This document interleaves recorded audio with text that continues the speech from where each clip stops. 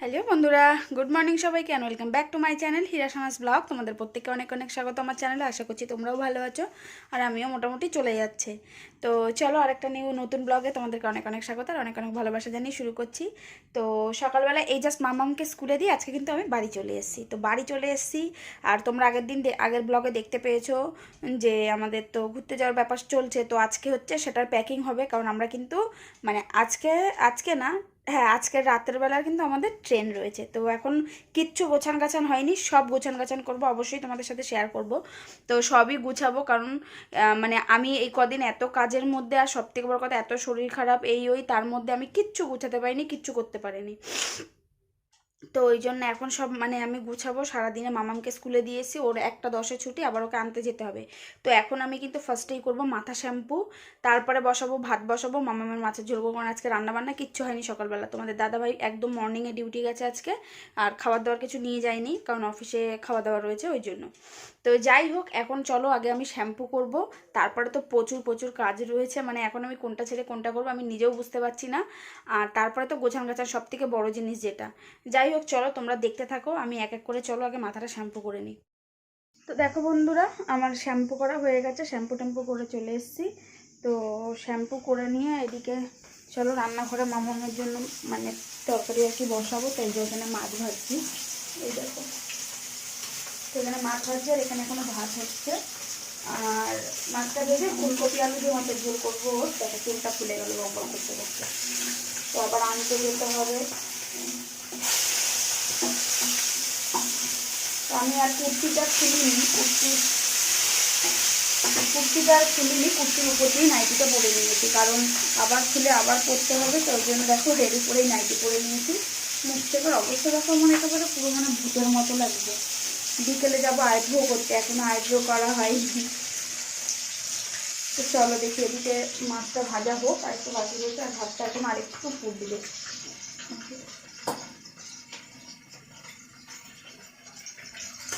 ঘর দুয়ারের অবস্থা এদিক ওদিক।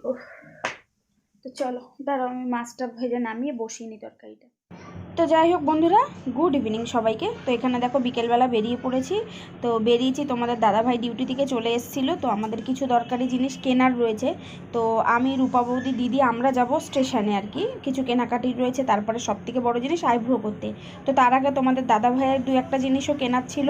তো যেহেতু ডিউটি থেকে তাড়াতাড়ি আর কি চলে এসেছিলো, তো ওকে বললাম চলো সেগুলো আগে কিনে নিই তোমার সাথে, তারপরে আর কি আমরা যাব। তো ওই জন্য দেখো তোমাদের দাদা ভাইয়ের জন্য একটা ট্রাক শ্যুট কিনতে গেছিলাম। তো এখানে দেখো প্যান্ট দেখছিলাম অনেক আর কি। তো এখানে যাই হোক কোনটা নিয়েছি না নিয়েছি তোমাদেরকে অবশ্যই বাড়ি গিয়ে দেখাবো।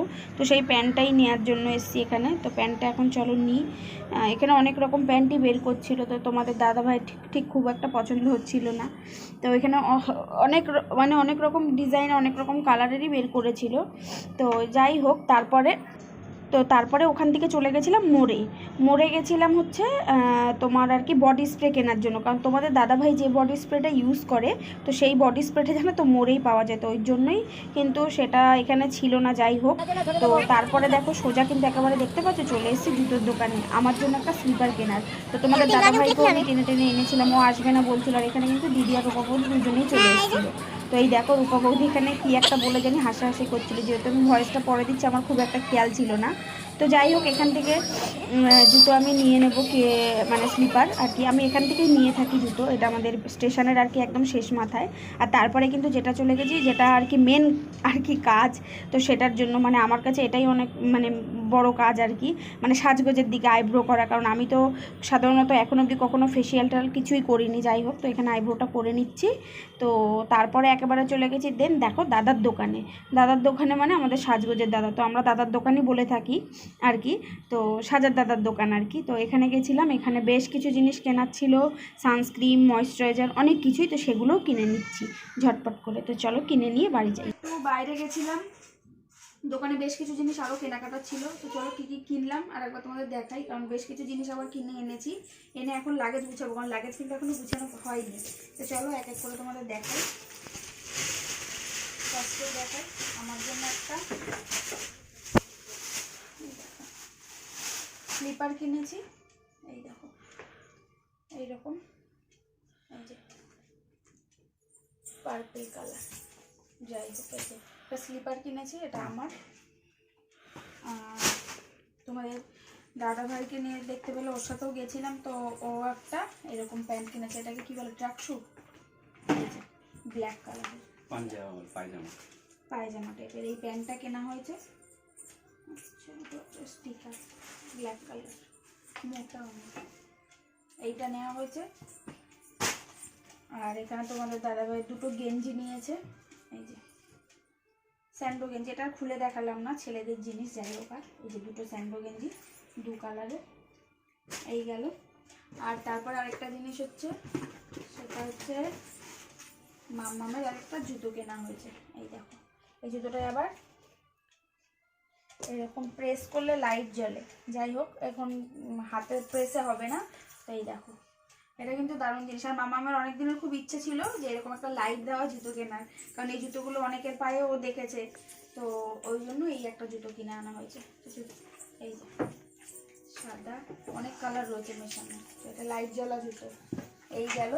আর এবার বেশ কিছু কসমেটিক্স কেনা হয়েছে, চলো সেগুলো আমাদেরকে দেখাই,